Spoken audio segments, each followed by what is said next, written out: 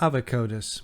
To be honest, the idea of taking a black and white image and turning it into the colored image is not a brand new idea. But in the old days, it was a very tedious process. Artists could spend a month and months trying to colorize the photo manually.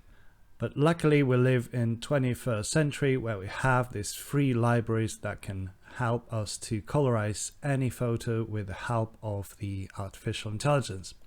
So today I'm going to show you how you can colorize any picture, and the sweetest part is that we don't need to write a single line of code to do that. Everything is written for us. So go ahead and click on that link in the description that will take you to the Google Collab, where you will have all this goodness already preset waiting for you to click to initialize cells in the right order. So all we need to do is just to follow the instruction, and we're gonna end up with the colored picture. So in here, we're gonna clone that repository, run anyway, that's not a problem. So we click on that. And once it's finished, we can click on the next cell, CD DeOldify, we click here. And down below we see the setup section. So we click to the left of the first cell.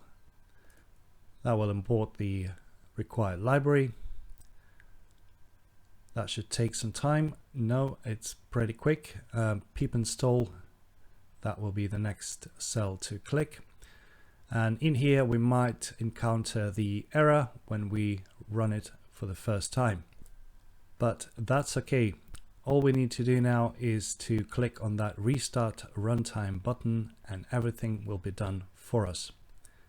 So what that will do, it will restart the runtime. That will mean we'll have to perform some of the actions again from the start. However, because we've done some of them already, that will be even quicker. So git clone again, then cd DeOldify again, and then the setup, we click here, and we click the pip install again, and this time it will all complete successfully with no errors. So we proceed to the next cell, import fast AI, we click here, and once it's done, we can click on the mkdir models. That will create a directory. But please pay attention that we don't need to initiate the next cell, because this cell will put a watermark on our picture and we don't want any watermarks. Well, unless you are really a fan of this library and you want to let the whole world know that you colorized with your picture with the help of this library. But otherwise we skip that cell and we click on colorized. And once again, just in case you'll forget or miss some of the steps, there are instructions. As you would see, all the steps are written there. So if you want to just double check that you are on the right track, or what cells do in particular. So if you want to study the whole process a little bit, you may peek in this instructions. But otherwise, once the colorizer has finished running, we can begin to colorize our picture. So in here you can see the menu colorized. We need to untick this watermark again, and we see that we need to provide the source URL for the picture we want to colorize, and we also have a render factor. Now this source must be a direct link to your picture. That means it should end with JPEG or PNG, otherwise it will not work. And bear in mind that if you'll just upload your picture to, say, Google Drive, it will not give you a direct link, so this will not work. But for this example, I'll use a random picture from the internet. But if you would want to colorize some, say, black and white pictures from your childhood, make sure you supply a direct link. So I'm going to be colorizing this Glasgow, Scotland picture. I say copy image source and I paste it here.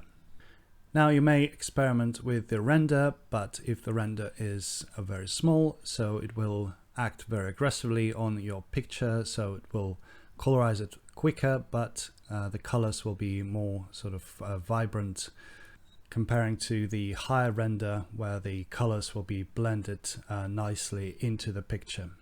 So once we are happy with what we see, we click run, and that should colorize our Glasgow picture. As you can see, it's pretty nicely done, and I like this blend of the modern city into the old city of Glasgow. So here you can see the difference.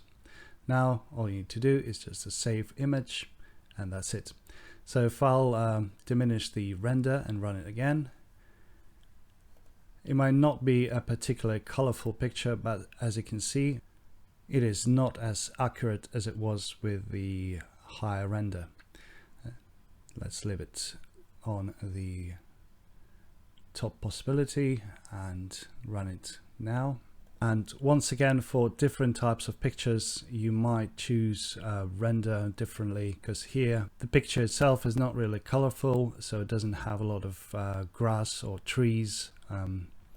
But of course you might experiment with other pictures such as landscapes or people, try different renders and see the result.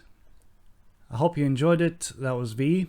Please give this video Emperor's thumbs up, toll the bell and subscribe, and I'll see you in the next tutorial, and don't forget to hit that bell icon as well.